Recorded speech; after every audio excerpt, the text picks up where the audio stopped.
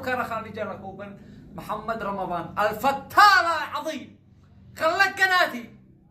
اقسم بالله ان قناتي تغلقت اليوم الصبح، تغلقت قناتي واحتذف الفيديو الذي نزلته امس على كرخالي جكروبن محمد البلش هذا الفل. وصل لي رساله الايميل تم غلق قناتك من قبل محمد بلشه. غلق قناتي لان انا اديت كلمه عق وانت قدتك يا فل. واجهني راس براس. اما انك تصير تبلغها على المخالف، تصير تبلغ وتطابس في الايميلات وهذا بيسبني وهذا بيلعني. يا انت نمبر 1، انت الكنغ الاسطوره.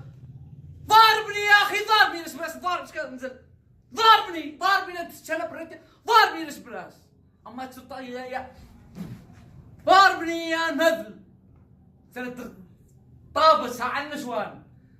احنا نمشي نوصل لك رساله يا صعلوك انك توقع الرجال وترجع لعقلك. هول الاعداء بيستغلوا شهرتك، بيخلوك تتصور معاهم علشان الناس بيتاثروا بك، بيحبوك، حيقلدوك، انت مؤثر، بيستغلوا شهرتك. ارجع لعقلك يا فل، وانك تصير طابس تغلق القناه